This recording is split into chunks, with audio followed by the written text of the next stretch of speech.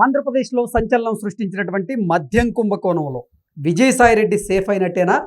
ఇక ఆయన అరెస్ట్ ఉండకపోవచ్చా అంటే అవుననే సమాధానం ఇస్తున్నారు కొంతమంది రాజకీయ విశ్లేషకులు.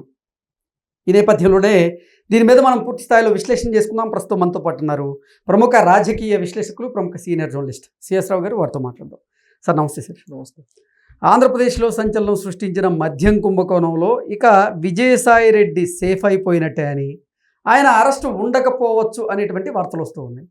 దీని మీద మీ విశ్లేషణ ఏంటి సార్? జనరల్గా కోర్టులైనా సరే, న్యాయస్థానాల్లో అయినా సరే అప్రూవ్డ్గా మారి ఉన్న విషయాన్ని చెప్పినప్పుడు కోర్టులు కూడా కొంత తీవ్రతను తగ్గిస్తాయి. ఇది శిక్ష తీవ్రతను తగ్గిస్తాయి. అలాగే దానికి సంబంధించిన సెక్షన్స్ కూడా వాళ్ళు పరిశీలిస్తారు, పరిగణలోకి తీసుకుంటారు. ఇప్పుడు విజయసాయిరెడ్డి గారు ఇచ్చినటువంటి క్లూ ఏదైతే ఉందో దాన్ని బేస్ చేసుకునే కదా లిక్కర్ స్కామ్ మొత్తం బయటకు వచ్చింది. అసలు ఈ రాజకేశ్ రెడ్డి అనే అతను అనేది అంతకుముందు ఎవరికి తెలియదు. బహుశా విచారణ చేస్తే ఎప్పుడు వచ్చిండేదేమో. కానీ ఫస్ట్ ప్రెస్ మీట్లోనే రాజకేశ్ రెడ్డి వ్యవహారాన్ని బయటకు తీసింది ఎవరు? విజయసాయిరెడ్డి గారు. మొత్తం వివరాలు ఎక్కడెక్కడ ఏం జరిగింది, ఆయన ఇచ్చిన హింట్స్ తోనే ఆ మద్యం కుంభకోణం మొత్తం బ్లూ ప్రింట్ మొత్తం ఇచ్చింది ఆయనే కదా. వాసుదేవ్ రెడ్డిని వాటికి వచ్చి విచారించడం ఇవన్నీ జరిగినప్పుడు ఈయన మొత్తం అసలు అది కాదు, అక్కడ ఉండేది అక్కడ కాదు, అసలు కీ రోల్ మొత్తం ఇక్కడ ఉందని చెప్పి క్లూ అందించినటువంటి బిగ్ క్లూ అందించినటువంటి కేసును మలుపు తిప్పారు. ఇప్పుడు కాకినాడ సెజ్ కేసులో విచారణకి వెళ్ళారు. ఆయన విచారణకి వెళ్ళి బయటకు వచ్చిన తర్వాత ప్రెస్ మీట్ లో చెప్పింది లిక్కర్ స్కామ్ గురించి చెప్పారు. అప్పుడే ఆయన అప్రూవ్డ్గా మారారు అని చెప్పి అనుకున్నారు. అప్రూవ్డ్గా మారారు మొత్తం చెప్పేశారు. ఇక మొత్తం అన్ని ఒక్కొక్కటి బయటకు వస్తాయి అని చెప్పేసి బయటకు వచ్చినాయి. అందరినీ ఆల్మోస్ట్ అందరూ అరెస్ట్ అవుతున్నారు. ఆ కేసులో ఉన్నటువంటి వాళ్ళు, ఈ లిక్కర్ స్కామ్ లో ఉండేటువంటి వాళ్ళు, నకిలీ మద్యం తయారు చేసేవాళ్ళు, వీళ్ళందరూ ఇప్పుడు జైలుకి వెళ్తున్నటువంటి పరిస్థితి వరుసగా. అయితే ఈ లిక్కర్ స్కామ్ లో A5గా ఉన్నారు ఎవరు? విజయసాయిరెడ్డి గారు. ఈయన ఎందుకు అరెస్ట్ చేయరని అడుగుతున్నారు. ఎవరు? వైఎస్ఆర్ కాంగ్రెస్ పార్టీ వాళ్ళే కొంతమంది ఈయన అరెస్ట్ చేయట్లేదు ఏంది అనేటువంటి ఒక చర్చ అంతర్గతంగా వాళ్ళల్లో వినిపిస్తుంది. ఎందుకు? ఇప్పుడు ఆల్రెడీ వైఎస్ఆర్ కాంగ్రెస్ పార్టీకి రాజీనామా చేసేది ఈయన. నేను ఇక నా పార్టీలో నేను ఉండలేను అని చెప్పి ఆయన రిజైన్ చేశారు. దానికి కారణం ఏం చెప్పాడు ఆయన?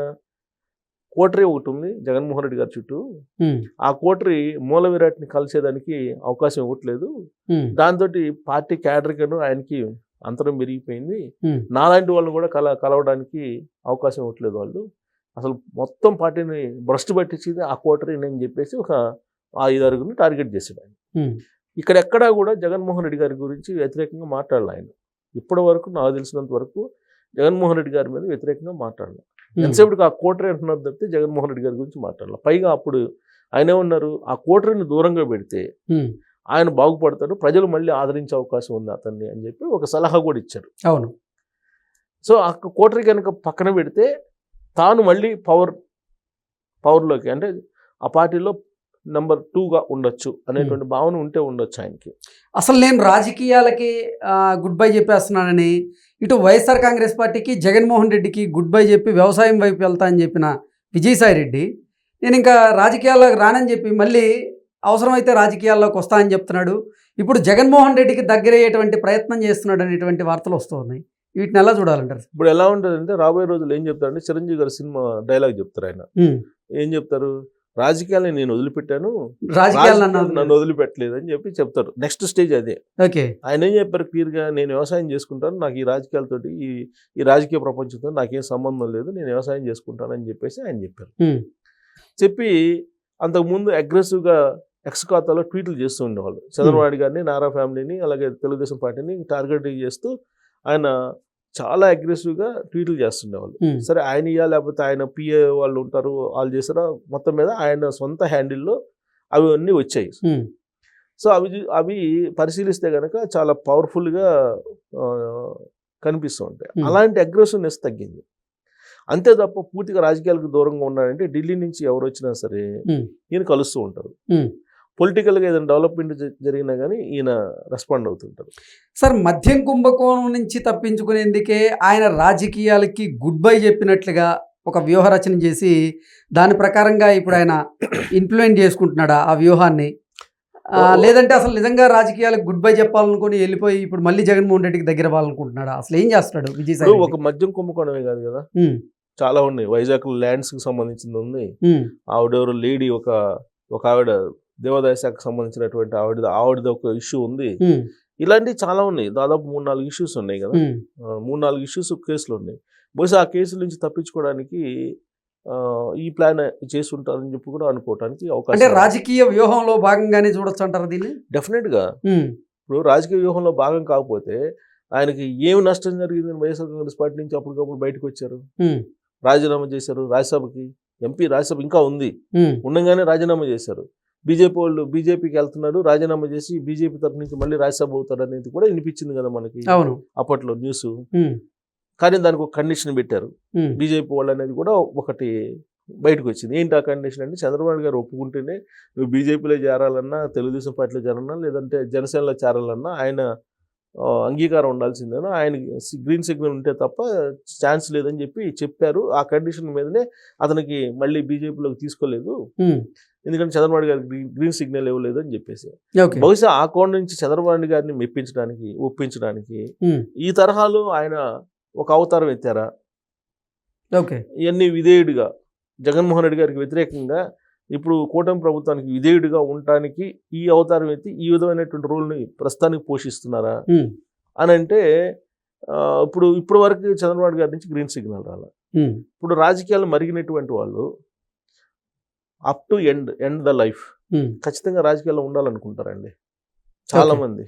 ఎవరో ఒకళ్ళకి తప్ప దగ్గుబాటి వెంకటేశ్వర గారు లాంటి వాళ్ళు తప్ప జనరల్గా రాజకీయ రుచి మరిగిన వాళ్ళు ఎవరు వదలరు.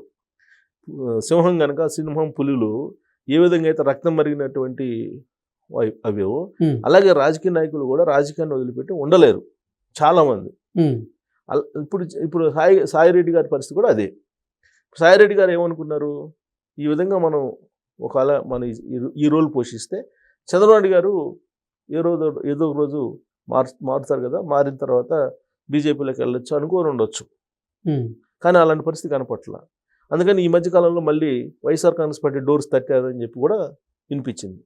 వైఎస్ఆర్ కాంగ్రెస్ పార్టీ డోర్స్ తట్టాడు, కానీ అక్కడ జగన్మోహన్ రెడ్డి గారి నుంచి క్లియరెన్స్ రాలేదు అనేది కూడా వినిపించింది కదా. సో కాబట్టి ఆయనకి కూటమిలో అవకాశం లేదు, అలాగే వైఎస్ఆర్ కాంగ్రెస్ పార్టీలో అవకాశం లేదు. అంటే రెంట్కి చెడ్డ రేవళ్ళలాగా ఇప్పుడు విజయసాయి రెడ్డి పరిస్థితి అంటారా? ప్రస్తుతానికి మనకు అలా కనిపించినా కానీ ఏదో ఒక పాయింట్ దగ్గర ఆ పాయింట్ని ట్రిగర్ చేసేసి ఆయన ఏదో ఒక పార్టీలో చేరే అవకాశం ఉంది. సమర్థత ఉందంటారు. ఆ సమర్థత ఉంది. ఏది లేకపోతే చివరి నిమిషంలో అయినా సరే వైఎస్ఆర్ కాంగ్రెస్ పార్టీలో చేరుతారు. ఎందుకంటే వైఎస్ఆర్ కాంగ్రెస్ పార్టీ వాళ్ళ ఎవరిని దూరం చేసుకునే పరిస్థితిలో లేదు. కారణం ఏంటంటే అది విపక్షంగా ఉంది, 11 మంది ఎమ్మెల్యేలతో ఉంది. జనరల్గా వైఎస్ఆర్ కాంగ్రెస్ పార్టీ అనే కాదు, ఏ పార్టీ అయినా ప్రతిపక్షంలో ఉన్నప్పుడు ఎవరైనా వస్తారంటే ఖచ్చితంగా రమ్మంటారు. లాస్ట్కి మళ్ళీ వైఎస్ఆర్ కాంగ్రెస్ పార్టీ అతనికి స్థానం ఇస్తుంది అనేది భావించడానికి అవకాశం ఉంది. ఎందుకంటే కూటమిలో ఆయన్ని తీసుకునే పరిస్థితి ఉంది. కూటమిలో ఆయన్ని తీసుకుంటే కనుక ఏ పార్టీ తీసుకుంటే ఆ పార్టీకి ఎంతో కొంత నష్టం జరిగే అవకాశం ఉంది. ఎందుకంటే ఈ పార్టీలన్నీ విజయసాయి రెడ్డి గారి మీద ఆరోపణలు చేశాయి. ఆరోపణలు చేసినటువంటి ఈ పార్టీలే మళ్ళీ ఆయన తీసుకుంటే కనుక ప్రజలు గమనిస్తూ ఉంటారు. కాబట్టి ఆయనకి ఎప్పటికైనా వైఎస్ఆర్ కాంగ్రెస్ పార్టీయే, లేదంటే రాజకీయాలను ఉంచుకుని వ్యవసాయంలో కొనసాగటమా. వ్యవసాయంలో కొనసాగుతానని చెప్తున్నారు కానీ బట్ రాజకీయ వాసనలు కనిపిస్తున్నాయిగా. ఇప్పుడు రాజకీయ వాసనలు అప్పుడప్పుడు ఆయన మాట్లాడుతున్నారు రాజకీయాల గురించి. సో కంప్లీట్గా వ్యవసాయానికి పరిమితం అయి ఉంటాడా ఆయన అంటే ఉండకపోవచ్చు. పైగా పవన్ కళ్యాణ్ గారిని పొగుడుతున్నారు ఈ మధ్య. ఏం పొగుడుతున్నారు? 20 సంవత్సరాల నుంచి నాకు తెలుసు, నేను ఎప్పుడు ఒక్క మాట లేదు, ఏ రోజు ఏ విమర్శ చేయబోను కూడా రానున్న రోజుల్లో అని చెప్పారు. చెయ్యబోను 20 సంవత్సరాల నుంచి నాకు పరిచయం, అత్యంత సన్నిహితుడు అని చెప్తున్నారు. బహుశా ఏమన్నా జనసేన డోర్స్ ఏమన్నా ఓపెన్ అయినాయా? ఎందుకంటే నెల్లూరు కదా, బహుశా ఆ కోణంలో ఒకవేళ ఓపెన్ అయినాయా అనేది కూడా నడుస్తుంది. కాకపోతే ఓపెన్ కావాలంటే ఎక్కడ ఓపెన్ కావాలన్నా, అక్కడ ఓపెన్ కావాలన్నా, ఢిల్లీలో ఓపెన్ కావాలన్నా చంద్రబాబు నాయుడు గారి యొక్క గ్రీన్ సిగ్నల్ ఉండాలి. కూటమి ఉన్నంత వరకు. కూటమి ఒకవేళ ఏదన్నా కూటమి అటు ఇటు అయితే అప్పుడు ఏమన్నా అవకాశం ఎవరు పార్టీలో వాళ్ళు చేసుకుంటారు, కానీ కూటమి ఉన్నంత వరకు అది సాధ్యం కాదు ఆయనకి. బహుశా అందుకోసం ఏమైనా వెయిట్ చేస్తూ ఇప్పటి నుంచే ఖర్చు వేయడానికి అలాంటి డైలాగులు ఏమన్నా మాట్లాడుతున్నారేమో. Okay sir, thank you so much.